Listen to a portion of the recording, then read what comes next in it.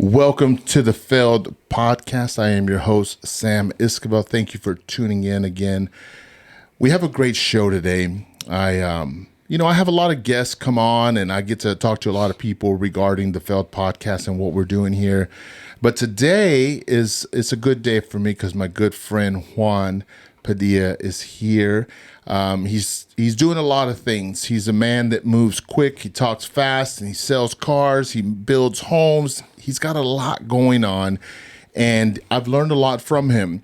But to get where is now, he's had a lot of challenges, right, Juan? Absolutely. A lot of things that you have to go through to end up, where you are, right? And so I'm so glad you're here. Thank you for coming on. You own NB Motors, right? Tell me a little bit about NB Motors. So NB Motors stands for New Beginning. New beginnings. All plug and place. You're listening, and maybe you're walking, or maybe you need a new car. Juan can take care of you. I understand there's 100 car dealerships. You can go anywhere you want, but at the end of the day, it's about relationships and customer service, and I believe that Juan offers that. And so, Juan, thank you for being here. Tell us a little bit about NB Motors, where it is, and what kind of services you offer. And then after that, we're going to put a pause on that, and we're going to jump into your life, and we're going to share a little bit about who you are, because I believe that your life journey can help a lot of people that are listening. Absolutely. All right. Thank you, Sam, for having me on the show. It's a blessing to be here. NB stands for New Beginning, okay?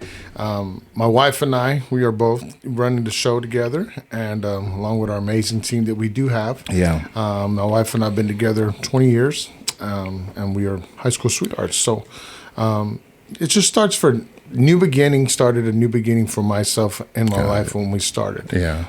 Knew nothing about the car business. How I got into car business was real funny. Yeah, we'll get there. So I guess if someone's listening, if they need a car, they can come see you. Yes. Right. How do they find you?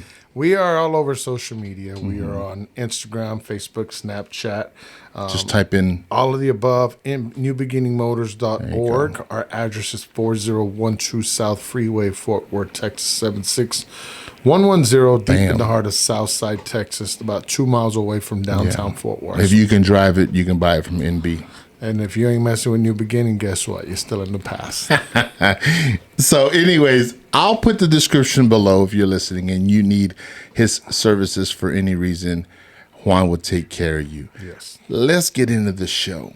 So I met you, and we were having dinner at a friend's house, and everyone's like, when you walked in, I saw everyone kind of perk up. You know what I mean? They're like, oh, Juan's here, blah, blah. And they were like, I saw everyone like eager to kind of talk to you and share some of who they are and what they were doing. And so to me, I like reading the room and reading people. And so I thought that was kind of odd. I said, who is this guy? He's dark like me. He got a big old head like me. If you're watching on YouTube, you'll see, you know what I mean? And so I was just watching you, and then and I said to myself, okay, I gotta be strategic, because I read you right away, and I said, this guy's, a lot of people want to talk to him. They want to be cool with him. So I gotta be careful how I meet Juan. And then that day I met you, and then that was it, man. That was the start of our friendship. And ever since I met you, you're just like driven, like you like working hard, man. You clock in and you do things, and it's motivational for me. You know what I mean? But at the same time, because you're my friend, I'm assuming I have permission. I won't share all the details, but you have a lot of challenges, and me and you talk about it. I learn from you, you learn from me. And so I can confidently say that running a business, running a car lot, comes with a lot of challenges. And I think that even with the stresses that you have, and how sometimes like you're a little stressed, you're kind of venting, but at the end of the day, you're still clocking in and you're handling it, right? That's a trait that a lot of people need, especially if they're facing challenges or failures, because they'll just quit, and you haven't quit. So take me back to young Juanito, right? When you were a kid, because I believe that a lot of the strengths that we have that help us now were developed way back. So take me back. Tell me a little bit about when you were growing up. What was your home life like? What were some of the things that you went through and learned? Okay, so I'm the oldest of four of us. My parents divorced when I was 10 years old. Didn't have any. I was always didn't have any male role models in my life. Okay, Got it. didn't study nothing. I hated school. Yeah. I was the kid that hated school. Was Did you always struggle in school? I was straight A's all the way until 8th grade. Got it. Ninth grade. Once Yeah. I got into high school, I was just like, Yeah, it's hard to handle that freedom at ninth. Yeah. I understand. so. I was into sports. I will always say that my mom was my number one fan growing up. She was always at my games. Yeah. That's one thing that I do remember all the time. I could look back and my mom would be in the stands. So shout out to my mom. Yeah. She gave birth to a winner, so I got to win. Yeah. So grew up. My parents divorced when I was 10. I remember a lot of chaos. Okay, a lot of chaos Yeah. growing up. Lots of grudges. Lots of it was a hard life. Growing up. My mom always worked hard. 2 jobs. Make sure we had enough to eat. Yeah. One thing I always remember is that we had every snack possible. Food, Little Debbie snacks, oatmeal pies. Yeah. So my mom always polo boots. Just the best of the best. So we didn't Yeah. have to grow up stealing. Doing stuff like that. So, growing up, it was hard. It was rough because I was the oldest, so Yeah. I always had to look after everybody. Now, at that age, like looking back now, it's easy to understand the dynamics of a single mom and having to work 2 jobs. But when you were young, you had no clue what your mom was doing and really like just how tired an individual is working hard, making ends meet. What did you learn or notice back then that helps you now? Now, here's why I'm asking. There's some people that say, I remember that I could never get a pair of new shoes. And because of that, I remember all my friends getting new shoes. I told myself, I'm always going to work hard because every year I'm going to have new shoes. You know what I mean? And so back then, going through all of that, what did it instill in you? Going through it, so kids that grew up not having the new stuff, I won't say that we never had because I always had. That was one thing that my mom taught me. She was always a great provider, you know. So I was always the one that's always giving. I think even now to this day, I'm a big giver. Yeah. But I think I learned that from her and took that a bunch. Like, no matter what, even if I barely make it, guess what? My family is going to always have enough to do that extra stuff. Yeah. Growing up, we always had new shoes. My mom made sure we did, whether it was layaway or, whatever. Christmas trees were always full, even though I'd opened the gifts before, the night before Christmas, wrapped back up. But we always had a good Christmas. You're so wrong for doing that, bro. Sorry, you know how hard a mom works to wrap them? Yes, now I look at it, Okay. But, I would say it was totally opposite in my life. Yeah. Because we always did have, and just, she was never home because she was always working. And How did that affect you? I'm gonna lie, I was always scared growing up. You know, when you say how did that affect me, you can get to grow up like normal families do with mom and dad together. Yeah. So it was just my mom, and she dated a few guys, and nobody did. It didn't turn out good, but I don't know. I grew up a lot afraid. I can say that I grew up very, very afraid. Now, what challenges did you were young, so going into middle school and high school, what were some of the challenges that you faced because of your home life? I think I had a lot of freedom, man. Yeah. Some of the challenges were freedom. People think like positive when I'm free. But when your mom's busy or both parents are busy and they're like, hey, just fend for yourself, you got to grow up fast. And then until you're older, you realize, man, I totally wasted my time or I made so many bad decisions, but who's there to take care of you? For real, I look back now and I'm just like, I used to chase the wrong stuff. Instead of learning school, I used to, chase girls and just being in the wrong stuff. I was never into like gangs. I was always into sports. I love sports. I was very athletic, very competitive. What was your number one sport? Football. Yeah. What position did you play? Or did you like? I played fullback, tight end. yeah. I did a lot of different stuff. Defensive end. Yeah. I was a beast, strongest kid in high school. You know, I mean, these guns don't just come You out. can't see it on the camera. They're gonna look real small. But anyway, no. So okay, so take us forward. Okay, so you're running a business now.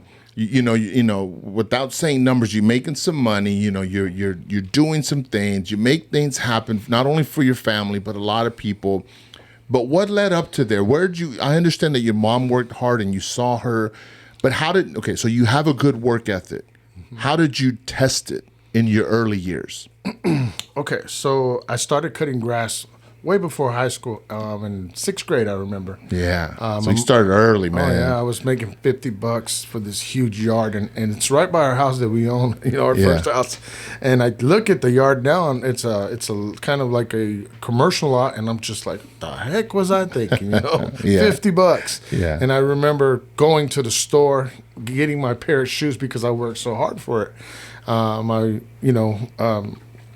So going into that. I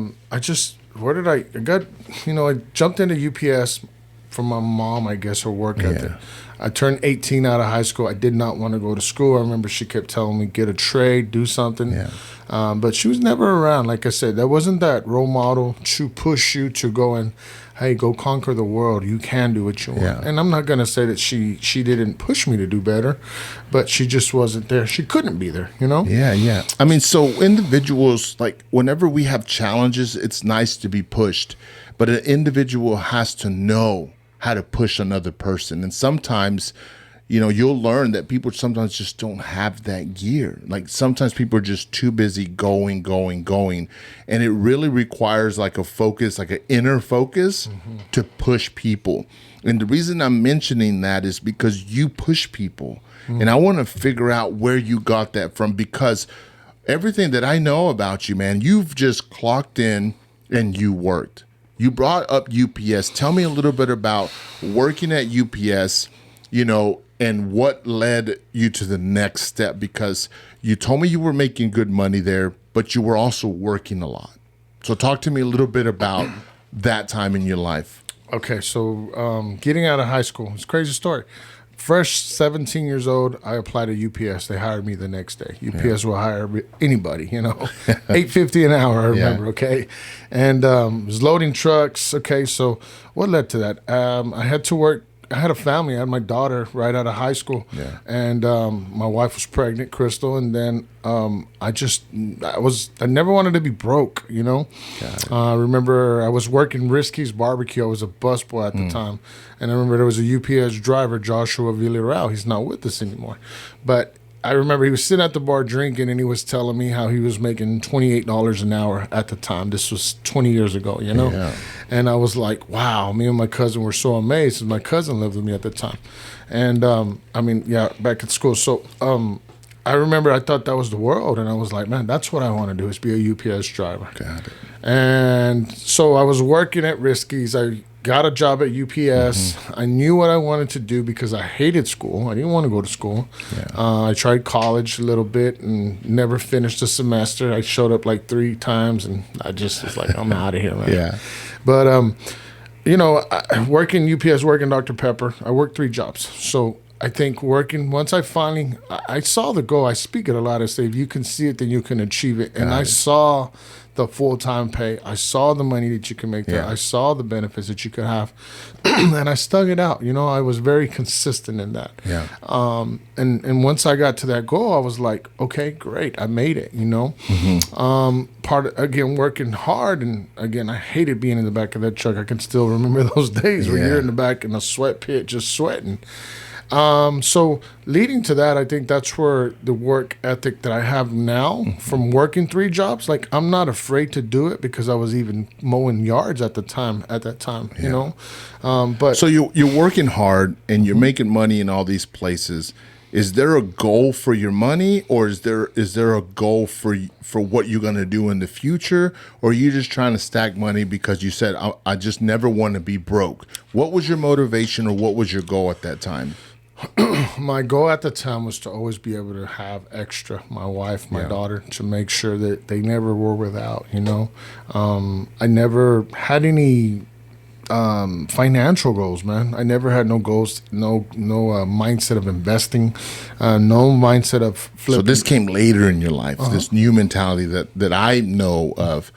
Back then you were just making it, and even though you weren't broke, you were just trying to meet your lifestyle. Absolutely. What would yourself right now tell your younger self? And saying, dude, like, I see what you're doing, right? You don't want to be broke, but you got to think bigger, or did it feel like it was big enough? Well, The reason I say that is because, now tell me if I'm right or wrong, but the desire not to want to be broke, is that the motivation that you have in front of you now, or the motivation is different? totally the motivation is totally different. And I mention that because people that fail or have challenges, they think, oh, I just never want to be broken, that's good enough. But I feel like if you set them and say, grow your mind, study, find your passion, find your gift, what industries are around that, right? Instead of just saying, I don't want to be broke, because we all have more depth. But I'm just showing how you've grown, because back then that's what you had in your mind. Sure. And there's no way that compares to who Juan is today. So tell me how far that got you, and when your mind started shifting away from just a simple, I don't want to be broke. Okay, so if I was telling myself back then, right, yeah, I didn't want to be broke. I wanted to make as much money as possible. That's great, right? However, if you don't have, the Bible says, hey, the people that don't have a vision, they're going to perish, right? So if you don't know what you're looking at as a 20-year-old kid, where I was, no direction, no nothing. Nowadays, I would tell somebody, my oldest myself back then, hey, be the best version of yourself right now. What does that start with? That starts with getting up in the morning first and telling God thank you, right? Getting on your knees and surrender. Number one, I talk about it a lot. Lots of successful people we study and follow. And it's true. Faith, family, and fitness. Those are 3 F's. Yeah. So I would tell myself that, but sometimes you wish you had that guy to hold your hand. I'm totally for that. I've helped several people, come out of nothing, relationships where they have never worked all their life. Several women and our sales team that we have, and showed them how you could make 10, 15K a month easily in the car business. Hence the name, New Beginning. You want to help people have new beginnings, and finances has a lot to do with it. But talking to you, I know that it doesn't start and finish with finances. I know that you love motivating people, building them up, having them understand like what is business, how to generate leads, how to do a lot of other things. It's not so like narrow with you because you're trying to invest in people. Correct.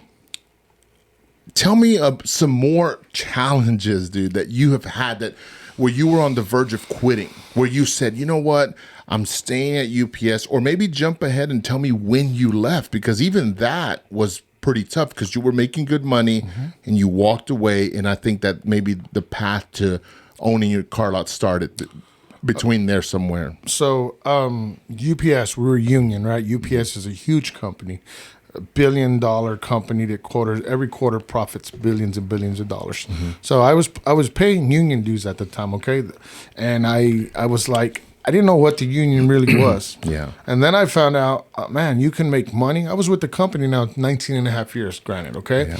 And I found out that Let me pump the brakes. If you're listening, see, there's a lot of people that they fail several times and they say, well, I'm going down the wrong path, it's not happening fast enough. And you just invested 19 plus years in a company, and I have to believe that you learned something. And some people in this day and age will consider that a failure. Like, dude, you wasted your time there that long. But I don't think that's true. No. Being there that long, tell me what you learned during those 19 years. I learned that knowledge is power, okay? There was a guy, Charles Ty, at the time, right? I was going into learning the union, studying union, attending meetings. Hey, I'm paying dues. There was so much money to be made in there, okay? So I learned how to hustle while I was working. I learned how to make, literally 90, 110, 20, 150 bucks an hour by filing grievances and learning our contract and being able to execute, right? A lot of people are afraid of what they don't know. Got it. People are scared of what they don't know. It's always afraid, you know. Yeah. Trust me. There's things that technology, I hate it. Right? I'm just like, hey, my guy Sam. I'm like, hey, I need you to do this, do this. My daughter has no patience with training that, but I learned a lot of, if knowledge is power. If you learn it, then you can do it, right? So once I got that first commission, I think commission started in sales at UPS, because I had to go in and face management. I had to go in there and tell them why they were wrong. Basically, I was citating them, the company, and I had to face them in their face. Bold confidence, just like sales, and tell them, hey, you're wrong. I got this facts. I got this. I got this. Do you want to settle? And I had to negotiate, you know? Yeah. I look back now and I'm like, I would have been a badass in the union hall, you know, where these politics, right? Yeah, where the guys are all. So UPS taught me how to sell, and it was really preparing me for negotiation, selling, hustling. But it was just the mindset that had to change. While I was at UPS, I got into some personal development with network marketing, and that changed the way I thought. You know, I used to go to meetings at night with my in-laws, and they introduced me to some Amway product and, you know, seminars, network marketing, and all that stuff works. But that's where I think I opened up my mind. I got fired 5 times from UPS, okay? Dude, that's epic failure. Epic failure, right? So there's a failure there. Okay, so we all want to laugh a little bit, okay? So did you get fired, like, for stealing boxes or something? It was no, my I'm joking. job. That was just my movie reference. They said it was from the back of my head, you know, but I don't know. They couldn't tell. Okay, so tell me about the times that you got fired, and how'd you feel? Why did you come back and do that several times, dude? That's hard. Like, coming back to maybe where you failed or got fired is difficult for people, but it's important sometimes to continue your journey. Like, especially if there's opportunity, or especially if it's like a place to learn. Say, fine, you fired me because of this, but I have a goal that's bigger than why you fired me. So you went back a few times. What did you gain from that? So I got fired. I went back a few times. First time I left, I remember the union president was like, you better go cut grass because it's going to be a long time before I can get you your job back.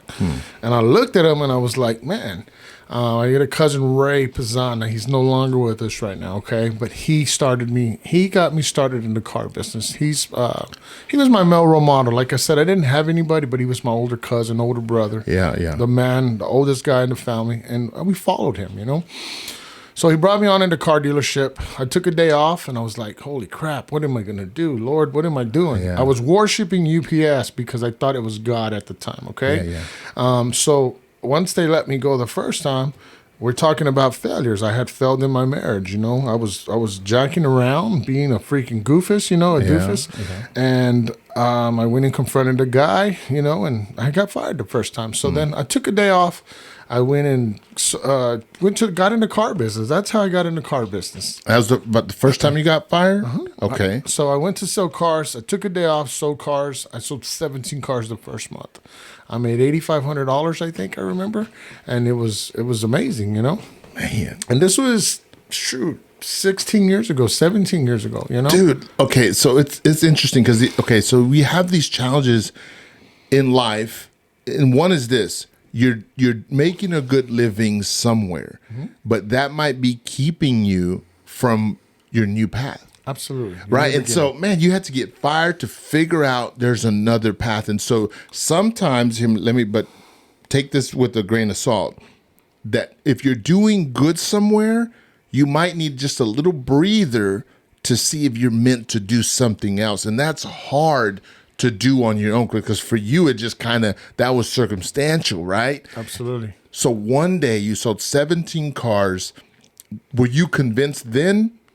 And what happened after that? Because you went back to UPS, or? I wasn't convinced then. Like you said, you have to put yourself in the corner sometimes in life and be like, man, you know, and even if you're not winning at the time, you got to see if somebody's willing to take you on and give you that opportunity. Yeah. Those opportunities, you got to jump on them too.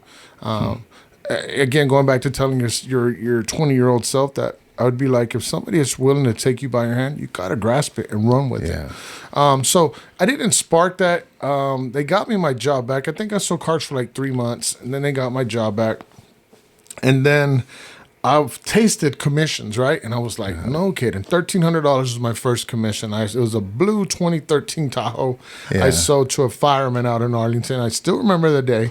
We went and celebrated down the street for margaritas. My cousin said, you're going to do great in this business because you're so greedy, okay? But my work ethic was always never be broken. That was already on my mind. I was like, holy crap, if I don't sell, I'm not going to eat. Yeah. And I'm like, I got my family to take care of. Yeah. I still remember turning the music on to the Christian radio station on every car in the lot. Man, I was sharing that with my daughter the other day. But I was like... It wasn't me, it was God. It was God. You know, so I was trying to get, I was hustling, man. I was trying to do this, trying to do that. Back then, there was no social media. Yeah, no. No nothing. It was straight picking up the phone, grinding, hitting up the phone, pounding the phones, man. And I remember my cousin gave me a book by Joe Verde. And in the book, it said, in the car business, it says, this is your own business on other people's income inventory. Yeah. But you're running your own business on somebody else's stress, sweat. I think we were talking about that a little bit earlier. But you're running their business. You're running your own business under what they're doing, and you don't even got to invest $1 in the sense of office space, pay electric. And I think that's where a lot of people fail to see that they don't see the operation behind business, the money that's coming in. You know, the money comes in, it goes out as well. Yeah.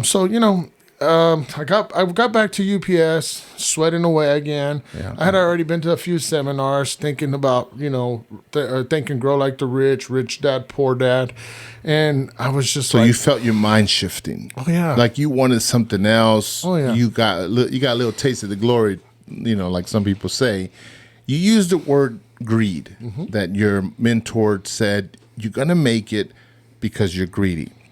Now, greedy is a negative word. Sure. Like there's, it's not a good thing. It's a good motivation. Don't get me wrong. What would you replace that word to if you were talking with someone that you're mentoring? Because the reason I'm asking that is because that I feel like greed shouldn't be the motivation. It's not greed. It's just being the best you because you're never like, it's never enough. Not in the sense of, you can do better. Got it. Does that make sense? Yeah. But I mentioned it because words matter, right? And so in our life, when we go through things, there's a certain way people talk to us, and then it's up to us how we choose to talk to people. And I know you, Juan, and I know that your motivation now is not because I don't want to be broke and because I'm greedy. Like, you see what I'm saying? It worked for the young Juan, and there's someone listening right now where those two things are kind of pushing them. And I just want to tell the listener, hey, there's something bigger and better than I don't want to be broke and I'm greedy. You see what I'm saying? And watching you do business and watching just you like the challenges that come with like having employees and training people and how stressed it makes you. But I also see you on your good days when you have successes. Talk to me a little bit about your mental strength. Now, I'm not saying that you're like Iron Man, right? It affects you and it's obvious and we're good friends, so we talk about it. But how do you deal with it? How did you develop your mental strength to have a bad day, right? Let's just say you bought a car and you lost money or whatever, all the negatives that come with running a lot or a business, but you still show up the next day. Like, how do you do that? Where did you develop that from? Where did I develop that from? Man, just being great, following, I don't know, Grant Cardone, Andy Elliott, a lot of these guys that I follow, okay? Yeah. Where did I develop that from? I just never could quit. My mom never quit on us. Yeah. And I can remember that, like, I always said that I was going to break the traditional curse of always giving up, of always quitting. Yeah. Divorce in my family, stuff like that. So I always had the mentality of, I'm not going to get divorced. I am going to win, right? So when I was at work, when they call greed, right, I would replace that with, again, just taking advantage of opportunity because I can still like that. Taking advantage of opportunity because I can still remember my cousins. I have a cousin now, David Delgado, Mr. Approve. He does great. Yeah. And he's great, But I remember them gambling in the corner, the sales guys, And a customer would come, and I'd run to the door, wham, because I wanted the next deal. I wanted to hit bonus, you know. So I would say that could replace that. Pero I don't know. Where did I develop that? I just couldn't stop, man. It was the mentality of never not having enough. Yeah. People don't realize that business owners take a beating, man. Yes. Like, it's hard on the individual. And, if Juan, you can take a beating, bro. Like, you can, and I watch you and I hear you, but then you still show up and you clock in. Now, I can't take a beating like you. Like, when I go through things, it affects me a lot longer because I'm not running a boat like you. I'm running and I'm just paddling like a little paddle boat and stuff. So it's different for me. But I feel like you have something there that as I grow or as someone else grows in their success, that that'll benefit them, right?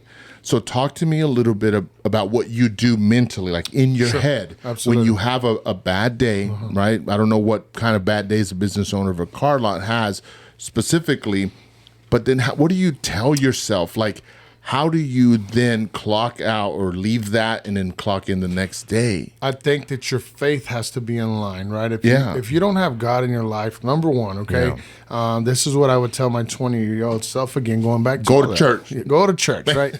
Yeah. If you don't have a relationship with God, guess what? You're going to be alone. You're going to be lonely. You're going to be the Lone Ranger. And it's true, guys, okay?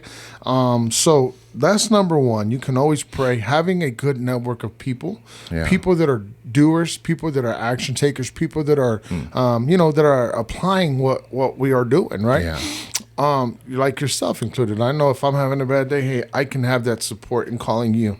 Going to the gym is a big release. Meditation is a good practice, My spouse as well, having a spouse that supports you. And we're both alpha dogs, believe me. It's not easy. It's hard to turn off.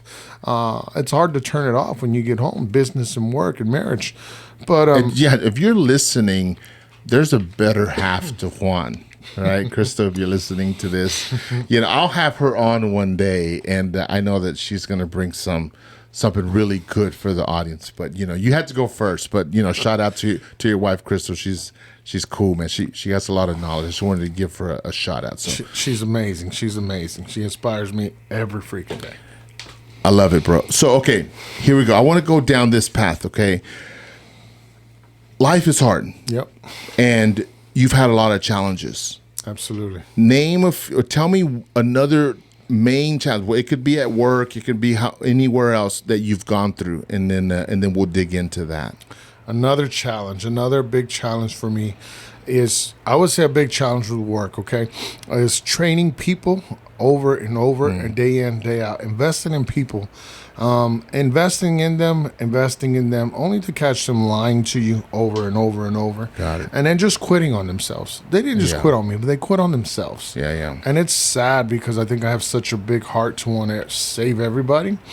But I can't save them. Only Jesus can save, right? Yeah. But I think that would be one of the biggest things is when they don't grasp it, the opportunity in front of them. Some people preach it and preach it and preach it, but then some people are actually doing it. Yeah. One of my guys, Santiago, he just started with me, very, very green. And, I mean, he sees it. He's tasted it. He's come in not knowing nothing, but he's seeing what he can do and what he's capable of doing. And I'm always trying to make sure they're taken care of, man. So, now, how many salespeople or people like Santiago have you gone through in your business career? Like over 50, over like 30? Probably about 30. About 30, okay. Easily. And with a lot of them, they've, like you said, things didn't go good. Mm-hmm. They're no longer with you. You poured out a lot and you invested in them, but now that investment is gone. And it just seems like it would make you go on empty or stop losing hope in people, right? And to me, that's a challenge a lot of people go through. If they get burned just enough times, they stop believing in people. Sure. And I don't like that. I think you never lose that. Never lose the, I believe in individuals. We can help each other out, and that's how we can make this world just a little bit better. Mm-hmm. But I wouldn't blame you if you were mad. And you said, I'm not investing in anyone else because I spent money, time, and it's just stressed me out. It's been so difficult. But that's not you. You still do it. You still clock in and you pour into people.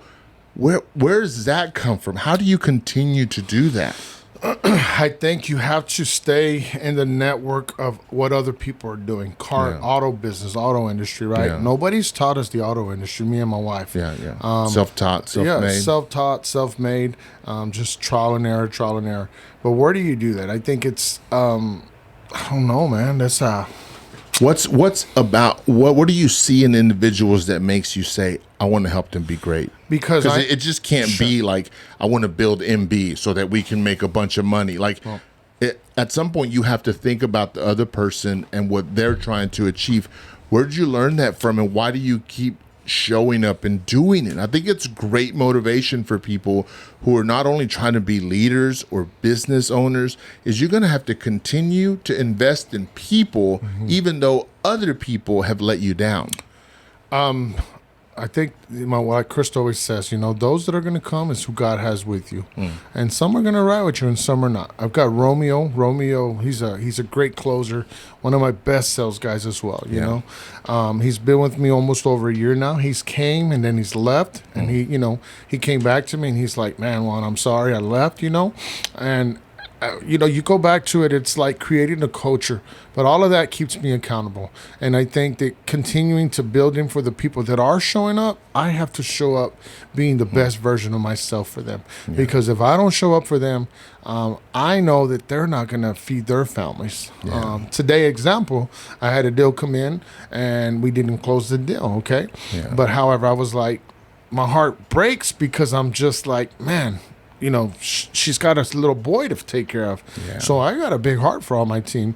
I'm always like, I'll go out there, I'll do whatever I got to do. I pull people back out of their cars, sit them back down, and I got to go close. You got to go close. You got to go close.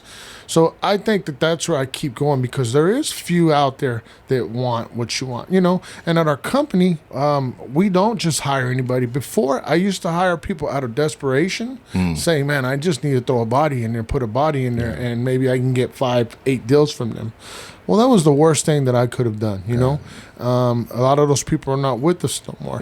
But with those people being gone, there's been a bigger light there with our culture. We preach a lot of culture. Culture is everything. Grant Cardone, Andy Elliott. I've seen Andy Elliott build the last 2.5, 3 years now. The guy's amazing, and I'm just like, man, I want to be like that dude with his consistency, with his discipline, in eating and working out and being the best captain for his team. I've been trying to get my team to come into Fort Worth. When your team moves out further, it's tough because I got to push myself. Me and my wife, I'm the only guy that's going to push myself. And if I don't push myself and get up, then why would they follow me? Why are they going to follow the example that I'm leading? As a salesperson, because I think that's who you are. At the end of the day, it's just a great salesperson. What are some areas that you're proud of that you want to teach people about sales? But what are some areas that you lack in that you need development in? And the reason I say that is because it's important for individuals to look in the mirror and be honest with themselves. And I want people to see that you're humble, that you're able to identify and tweak it a little bit and learn. I think that's a good quality. So tell me some of the good, tell me some of the things that you're working on right now.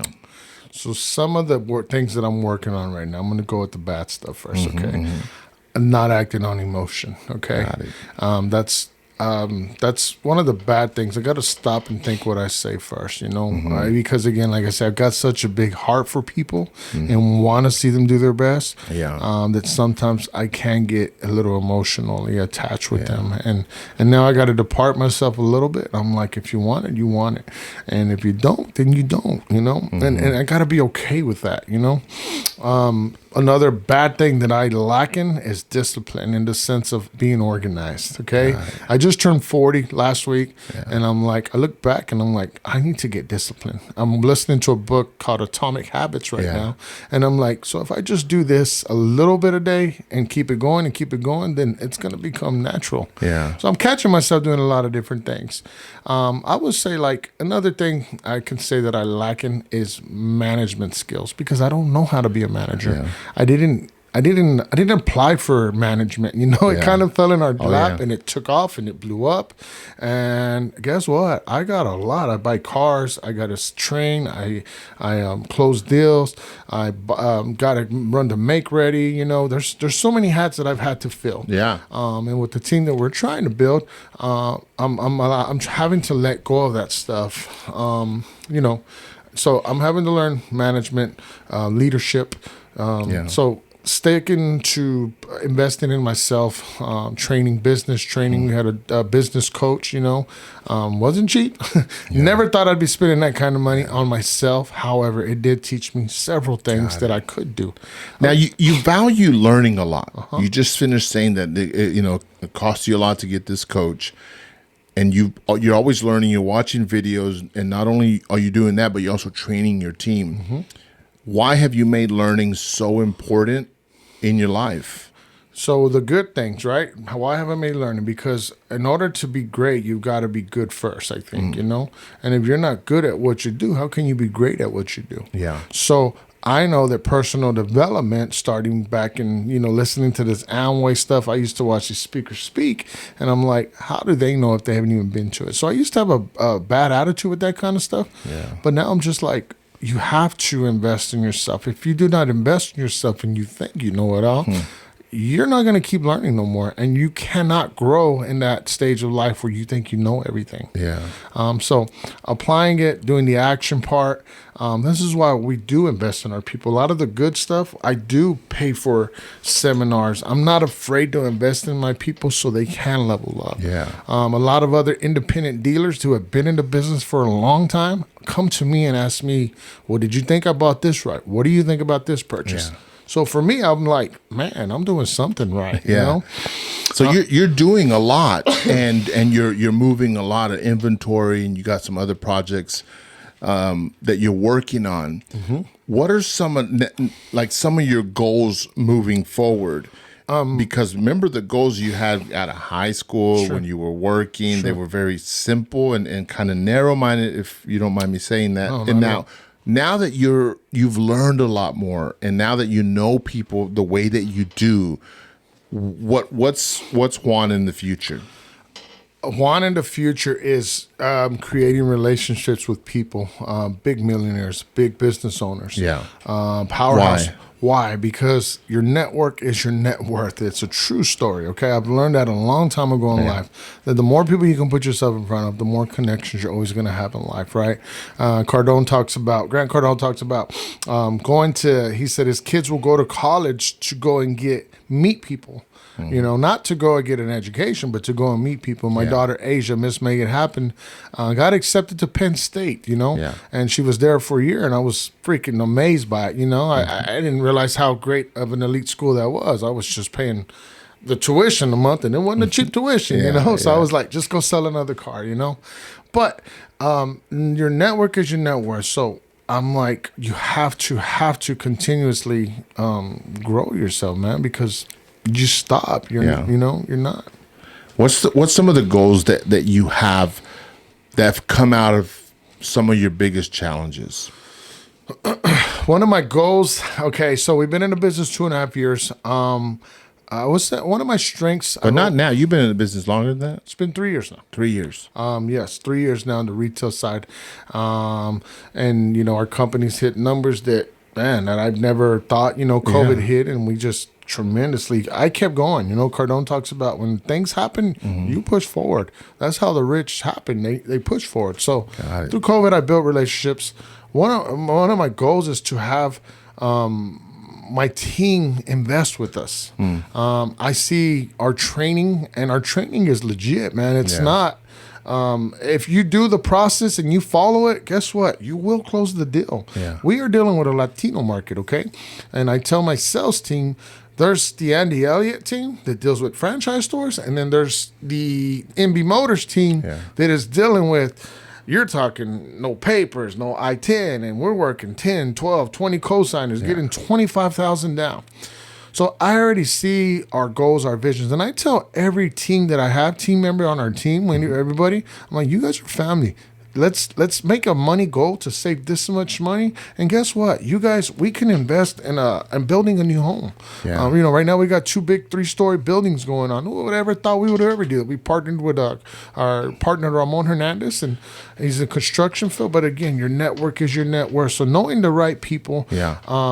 I want all of my team to be able to invest in and have a great life, So now my goals from back then to now, I'm like, I want my people to making $50K a month, 100,000 a month. Why not? My daughter was talking about, money goals the other day, and she's amazing at what she does. And I'm watching her work, and she reminds me of myself when I got into car business. But she's so far ahead of me.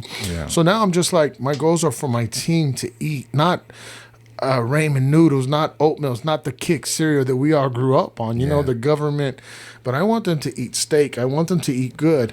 And I tell them, but if you don't do the work, you are not going to eat, Yeah. And I pay good. I believe that I pay really good, our team, So those are my goals now, is to make sure my team is doing great. Sure, I want to, who doesn't want to be wealthy, right? With money, you have options, okay? The money will come if you don't look at people like money.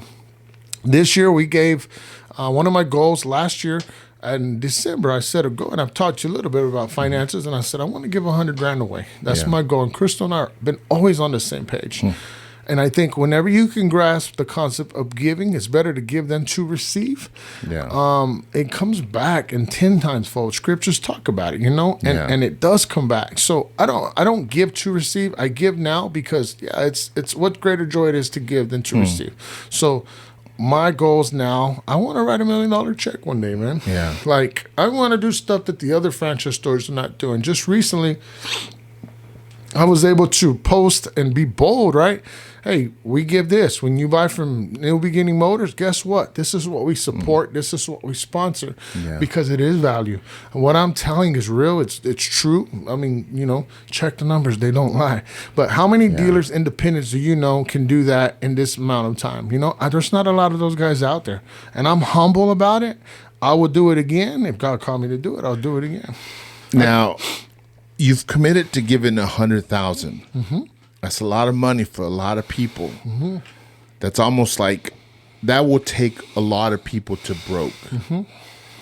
Why you're not scared of being broke anymore? Mm-hmm. Because to give 100,000 means that you believe in yourself. Mm-hmm. It means that you believe in your business, and that's a hard thing to accomplish. So when you gave that, when you committed to giving that money, how did it make you feel? Like, did you think about how you grew up? Did you think about how hard your mom worked? Did you think about those jobs that you had, like working those 4 or 5 jobs that you were never going to be able to give 100,000 working those jobs, and they were good, and in a sense they motivated you for the next step, but the next step was necessary, but that you're at another level now. And I don't even consider that we're on another level, Sam. I'm always like, how do you get to the next? How do you get to the next? How can I make sure my finance guy is making $20K a month, right? Yeah. And he's in training right now. One of those guys, and I'm just, I don't know, man. I'm constantly trying to level up, constantly trying to study this. One of my biggest pet peeves, sometimes I'm like, what am I paying you for? You're the social media guy. You help me with the ideas, because I'm like, I got all these other hats to fill.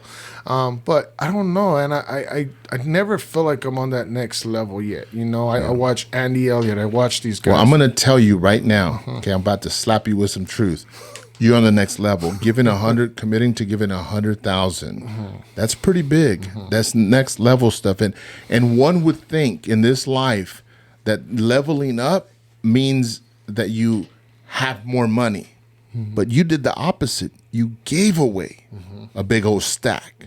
That means something. And I think that the reason it's kind of like echoing in my mind right now is because people are chasing success, but they're never thinking about how to give back.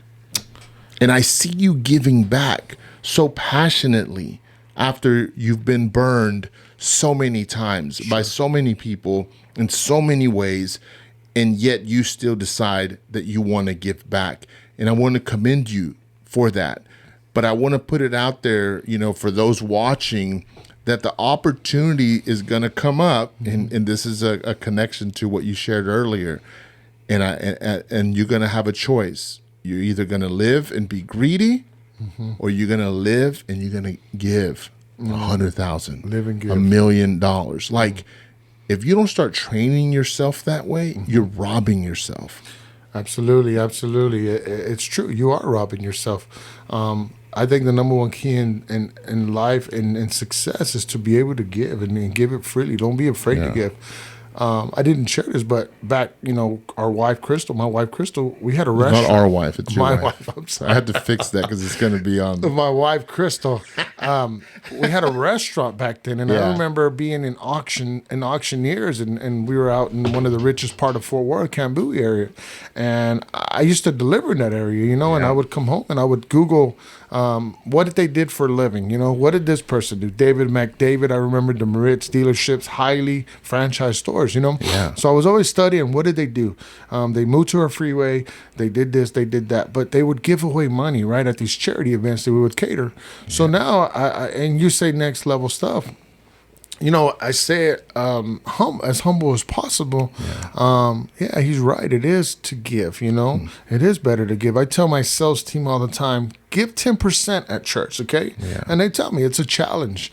Give it. I'm like, just give it and trust, And God provides, man, where he leads, where he guides, he's going to provide for you, man. He's not going to leave you stranded. So I know whenever if you hear that voice, give it. Don't be afraid. So your goal is to give $1 million, to write $1 million check and give it. When you do that, come back. You're gonna come back on the show.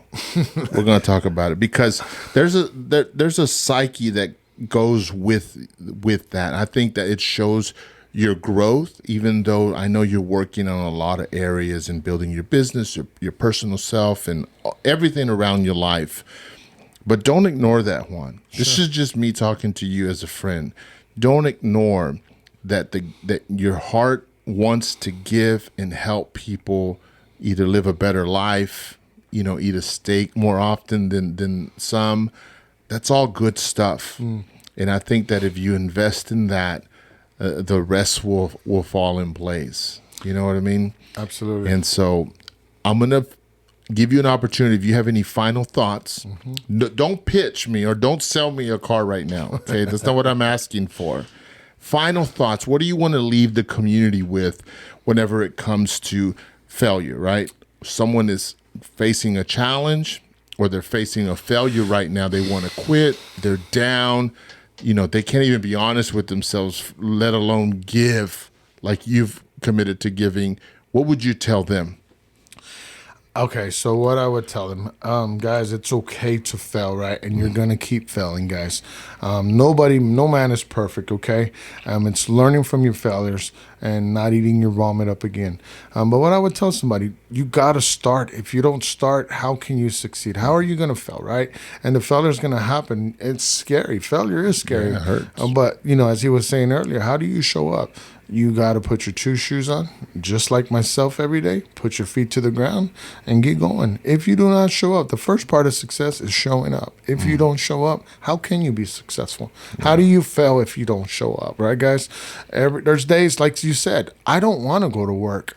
I've got cars at auction right now that I'm taking losses on because I've had them too long. I'm like, what could I have done better? Yeah. What could my sales team have done better? But you got to stay back and just watch get the big picture, stay back and see it all. UPS used to talk about that a lot in driving, but it's true. Stop. You got to stop, plan, check, and adjust and see what's going on. Don't be afraid to fail. Keep going. If you are trying to do something, go do it. Don't be afraid to do it. Everybody else is doing it. We're at the time right now in the market in anything that you want to do. You can go do it. Gary Vee talks about garage sale stuff. I remember I used to do that before Gary Vee said that. A lot of stuff that they said to do. Are you the original Gary Vee? I'm the Juano V. Let's go. But, a lot of that stuff, I used to flip this, flip that. So there's no reason we are in America for you to be broke, for you to be without.